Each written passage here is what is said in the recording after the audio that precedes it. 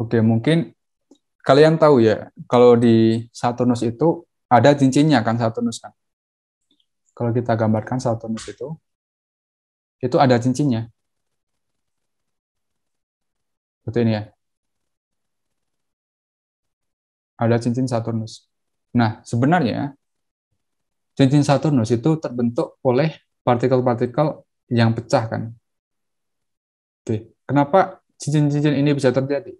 Nah, salah satu hipotesa yang ilmuwan gunakan itu cincin ini terbentuk karena ada proses komponen yang pecah saat memasuki atau saat dekat dengan Saturnus gitu. Nah, itu namanya pecah karena ada limit Roche gitu yang akan saya jelaskan di slide selanjutnya.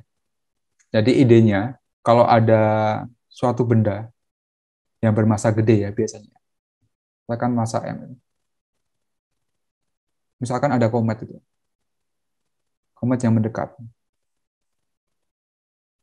Tuh. Nah, si benda M ini itu ada limit Roche-nya. Limit Roche itu adalah limit di mana ketika si bendanya ini, benda ini misalkan komet, itu masuk ke limit Roche-nya, maka kometnya itu akan pecah. Makanya ini adalah D limit Roche gitu. Limit Roche. Jadi ketika kometnya ini bergerak ya dekat dengan planet yang ini. Nah, ketika kometnya di sini itu udah pecah, walaupun tidak ada tabrakan apa-apa. Nah, ini mungkin agak ini ya, masih belum masuk akal ya di pikiran kita ya. Nah, tapi ini terjadi. Nah, pecahnya ini kenapa? Karena ada gaya pasang surut. Jadi ibaratnya si benda ini itu udah tertarik secara gravitasi. Jadi ada gaya tarikan gravitasi yang kuat itu dari benda M. Sehingga benda ini pecah. Gitu.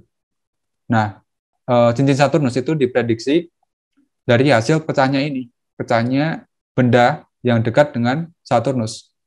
Karena sudah melewati limit Roche-nya. Dan terbukti juga bahwa cincin Saturnus itu di dalam limit Roche-nya.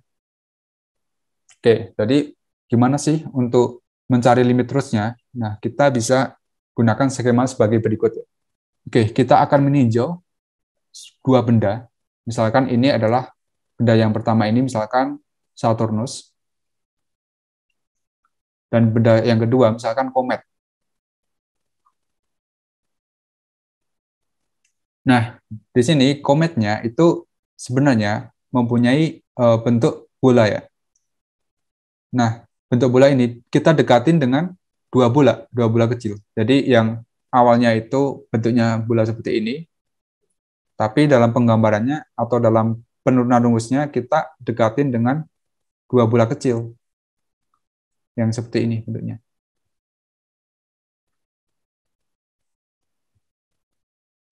Kita dekatin, didekatin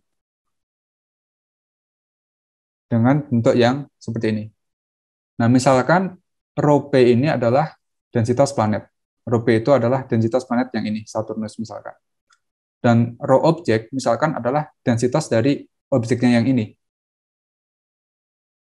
M besar misalkan massa planet, dan M kecil misalkan massa dari setengah massa total dari objek. Jadi M kecil itu adalah massa yang ini.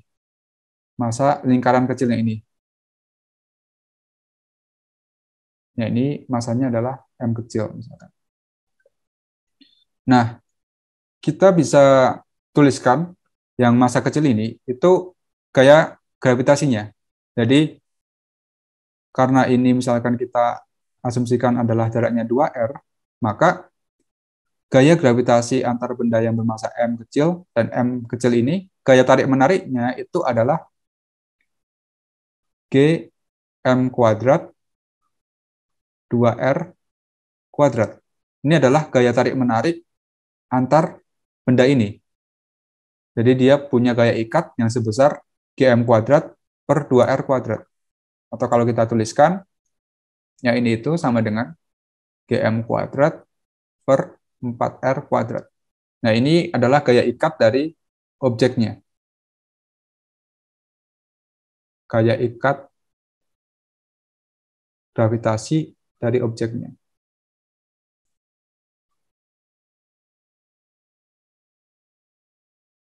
Kemudian, karena kita mengambil kritisnya, atau kritis saat pecah, maka kita bandingkan. Jadi, di sini kita hitung gaya pasang surutnya. Jadi yang ini, yang benda M kecil yang ini, itu akan ada gaya tarik oleh Saturnus sebesar, misalkan saja F1 gitu ya. Dan yang benda ini juga akan ada gaya sebesar F2 yang ditarik oleh Saturnus gitu. Nah, F1 ini itu adalah gaya yang ini. Ini adalah F1-nya. Dan ini adalah F2-nya. Jadi, kita akan menyamakan gaya ikat dari benda ini itu sama dengan gaya pasang surutnya atau selisih dari F1 kurang F2. Itu. Oke, selanjutnya kita bisa ubah bentuknya jadi seperti ini. Dan kita gunakan lagi pendekatan bahwa 1 pangkat 1 plus X pangkat N itu bisa didekatin jadi 1 plus NX. Untuk X yang lebih kecil daripada 1. Gitu. Maka kita bisa menggunakan pendekatan ini untuk persamaan yang kedua ini. Dan akan kita peroleh bentuknya seperti ini. Kemudian kalau kita sederhanakan lagi, akan kita peroleh bentuk yang seperti ini. Dan kalau kita ubah posisinya, maka akan kita dapatkan seperti ini. Dan ingat lagi, kalau di bola, massa itu adalah 4/3 pi R pangkat 3 dikalikan dengan rho. Kan? Nah, di sini kita bisa hitung massa untuk, atau kita bisa substitusikan yang M besar ini, jadi 4/3 pi RP pangkat 3 dikalikan dengan rho, dibagi dengan 4/3 pi R kuadrat, R pangkat 3 dikalikan rho objek. Maka akan kita sederhanakan jadi bentuk yang seperti ini. Dan akan kita peroleh jarak minimalnya itu ya ini, akar 3 dari 16 dikalikan dengan akar 3 dari rho planet dibagi dengan rho objek dikalikan dengan radius planet. Jadi jarak D ini adalah jarak limit rose-nya. Dimana kalau misalkan ada benda langit yang mempunyai kerapatan sebesar rho objek, jika benda ini ada pada jarak D, maka benda ini akan pecah. Nah, ini mungkin kalian bisa coba-coba nanti untuk latihan soal yang ini ya.